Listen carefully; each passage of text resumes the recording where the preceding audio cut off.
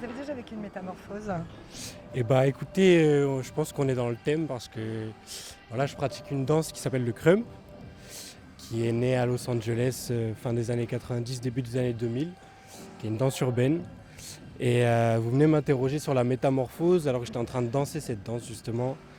Et en fait, ce qui est intéressant, c'est que le crump nous permet de pouvoir incarner des personnages et de les vivre en fait dans notre danse, de les incarner à ce moment-là.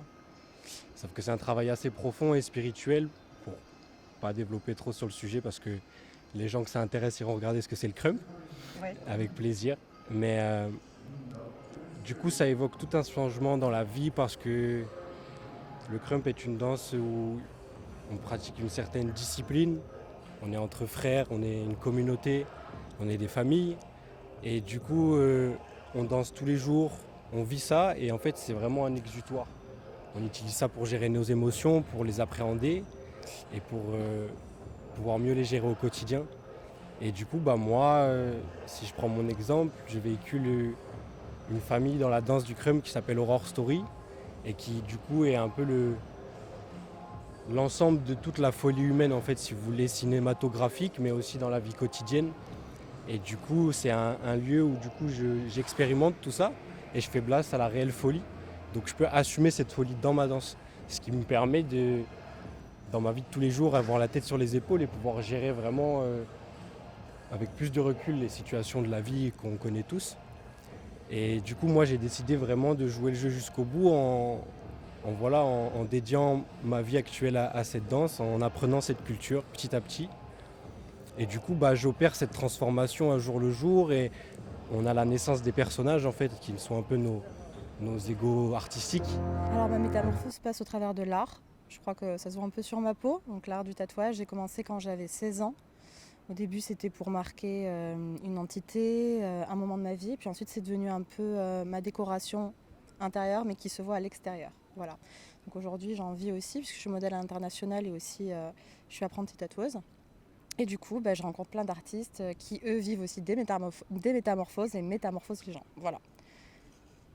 Et quel changement ça vous apporte en vous, en fait, à chaque tatouage En fait, c'est une façon de mettre en visibilité une sorte d'imagination que j'ai en moi, de l'exprimer, d'exprimer un peu ma créativité, d'aider aussi certaines personnes quand je les tatoue.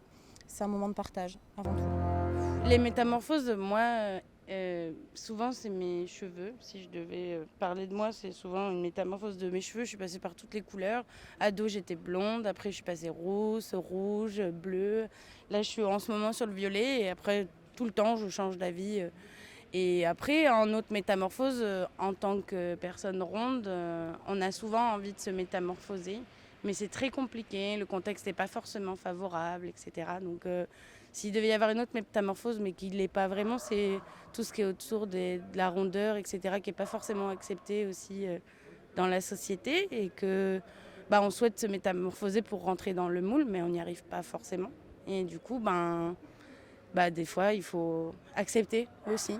Et du coup, accepter la non-métamorphose du coup, et jouer sur d'autres métamorphoses. Je suis dans un grand changement de vie en fait. Je suis en phase de finition de divorce. Je vivais aussi en Californie, à Los Angeles. Je vends ma société du coup. Je me réinstalle en France, je ne sais pas encore où, mais là je suis chez mes parents.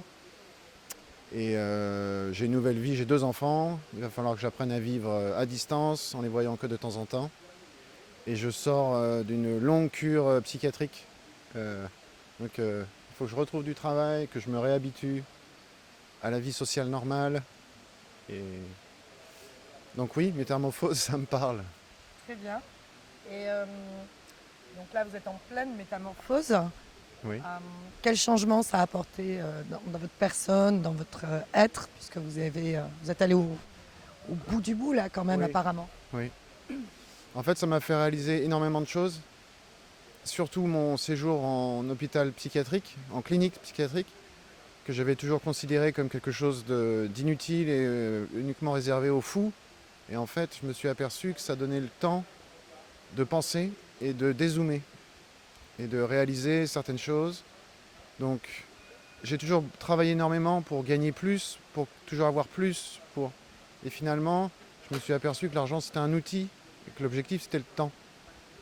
Donc aujourd'hui, je donnais plus de temps dans ma vie et considérer les choses un peu plus, apprécier chaque petite chose et arrêter toujours de penser à demain, demain, demain. Non, non, profite déjà maintenant. Et ça, je ne l'ai jamais fait. D'accord. Voilà.